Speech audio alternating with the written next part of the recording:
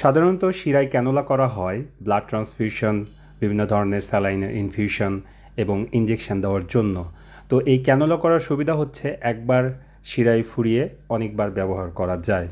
তো আজকে হাতে কলমে এই ক্যানুলা করার পদ্ধতিটি আপনাদের দেখাবো, পুরো ভিডিওতেই সঙ্গে থাকুন।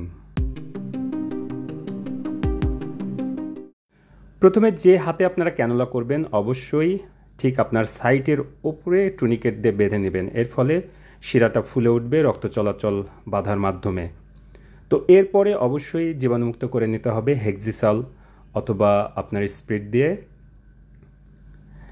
ক্যানুলাটা অবশ্যই সোজা শিরায় দিতে হবে এবং মাপ দিয়ে নিতে হবে, এবং সবসময় জয়েন্ট আপনারা খেয়াল করবেন জয়েন্টের ঠিক যেন উপরে হয়, কারণ জয়েন্টের বরাবর উপরে দিলে দেখা যাবে যে যখন হাত নড়াচড়া করবে এতে ক্যানুলা বাধাগ্রস্ত বা ভেঙে যেতে পারে, যেহেতু এর মূল জিনিস হচ্ছে প্লাস্টিক। তো আমরা ক্যানুলা জাস্ট ঢুকানোর পরেই আপনার যে নিডেলটা থাকে একটু বের করেই তারপরে আমরা আস্তে করে ঢুকিয়ে দিব, এবং শিওর হওয়ার জন্য একটু টেনে দেখব যে ব্লাড আসতেছে কিনা। যদি ব্লাড চলে আসে তার মানে আপনি সঠিকভাবেই ক্যানুলাটি ঢুকাতে পেরেছেন।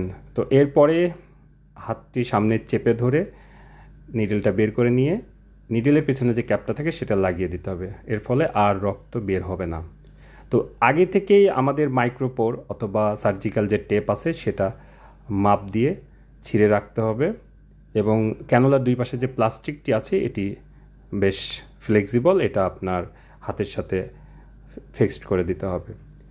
এরপরে যে মাইক্রোপোর আছে আগে থেকেই ছিঁড়ে রাখা, সেটা উপরে এক টুকরো দিয়ে হাতের সাথে ফিক্সড করে দিবেন, এবং আরেক টুকরো নিচ দিক থেকে নিয়ে দুই পাশে দিয়ে দিবেন। ভিডিওটি দেখার জন্য সবাইকে ধন্যবাদ।